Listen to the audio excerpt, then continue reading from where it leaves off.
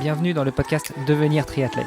Je suis Hermano, producteur de podcasts sportifs et triathlète depuis plus de 20 ans.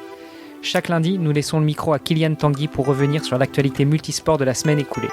Kylian produit chaque jour le podcast Sport Actu, dans lequel il revient sur les résultats et faits marquants sportifs de la journée. Retrouvez-le sur Apple Podcast et sur Instagram à sport.kyliantanguy. Juste avant de vous laisser écouter cet épisode, j'ai un service à vous demander. Aidez-nous à faire grandir la communauté en partageant cet épisode et plus globalement ce podcast au plus grand nombre. Allez, assez discuté, place aux actus du moment avec Kylian Tanguy. Sport Actu, c'est l'actu sport. Bonjour à tous et bonjour à toutes. Bienvenue sur cet épisode du lundi 6 septembre. Dans cet épisode, je souhaite revenir sur la Collins Cup, une course de triathlon au format un peu particulier qui s'est tenue le 28 août dernier. Vous avez peut-être vu passer les résultats, c'est l'équipe européenne qui s'est imposée devant l'équipe USA et l'équipe internationale. Mais que ce soit le cas ou non, je vais vous expliquer ce qu'il s'est passé, car c'est un format que l'on retrouvera dans le futur et qui pourrait tendre à se démocratiser de plus en plus. Déjà, revenons sur la course du week-end dernier. 3 équipes se sont affrontées. Une équipe USA, une équipe européenne et une équipe internationale. Chacune des équipes était composée des 12 meilleurs athlètes du continent, 6 hommes et 6 femmes, et comprenant 2 capitaines d'équipe, un homme et une femme, sauf pour l'équipe internationale qui en avait 4, 2 hommes et 2 femmes. Ces capitaines ont eu un rôle fondamental.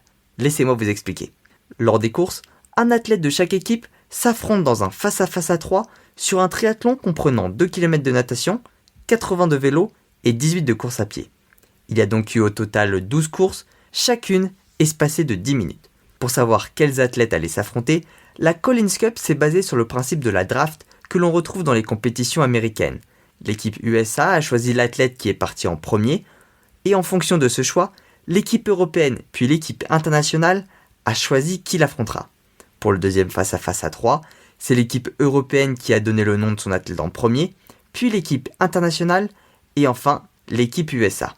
Pour le troisième, c'est l'équipe internationale qui a démarré, suivie de l'équipe USA, puis de l'équipe européenne, et ainsi de suite jusqu'au dernier affrontement. La stratégie était donc primordiale, car pour désigner l'équipe gagnante, celle qui a soulevé la Collins Cup, il ne fallait pas additionner le temps de chaque athlète.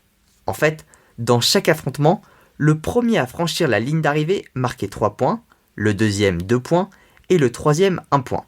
Il y avait également des points bonus en fonction de l'avance à l'arrivée, plus 0,5 pour 2 minutes d'avance, plus 1 point pour 4 minutes d'avance et plus 1,5 point pour 6 minutes d'avance.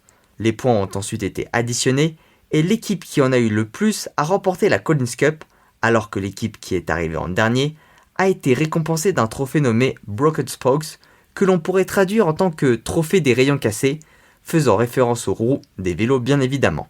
C'est pour cela que la stratégie mise en place par les capitaines d'équipe était primordiale. Mais le capitaine a également eu un rôle pendant la course, puisque tout au long de celle-ci, du moins sur la partie cyclisme et la partie course à pied, ils étaient en communication avec les autres membres de leur équipe afin de leur transmettre des informations et notamment des statistiques qu'ils bénéficiaient. Et comme je vous l'ai dit en début d'épisode, c'est un format qui va se démocratiser dans le temps. D'abord, car la Collins Cup a une ambition d'être organisée chaque année, mais aussi car elle apporte une certaine nouveauté afin de rajeunir le triathlon. Vous l'avez sûrement remarqué, mais de nombreux sports ont tenté de se moderniser ces dernières années. L'exemple le plus marquant, et celui qui se rapproche le plus de ce que veut mettre en place la Collins Cup, c'est le tennis avec leur Ultimate Tennis Showdown. Je suis sûr que vous en avez entendu parler. Ce sont des matchs de tennis où des cartes donnant des avantages ou des inconvénients peuvent être jouées. Le but, retrouver des téléspectateurs souvent lassés des matchs à rallonge.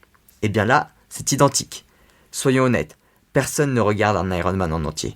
Ce qui est pertinent, c'est le départ de la natation, puis la transition vers le cyclisme.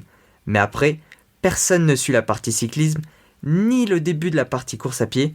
L'intérêt revient dans le dernier semi-marathon, si jamais les écarts sont proches. Mais là, l'intérêt se déroule tout au long de la compétition, car à l'écran, on a la possibilité de voir les statistiques en direct, mais aussi car la diffusion ne propose pas de plan à rallonge d'un seul sport. L'avantage des départs différés est donc de pouvoir faire suivre plusieurs courses en une, et donc de garder l'intérêt du spectateur sur la totalité de l'événement. Voilà, j'espère que l'épisode vous a plu et que vous voyez désormais mieux l'intérêt de cette Collins Cup.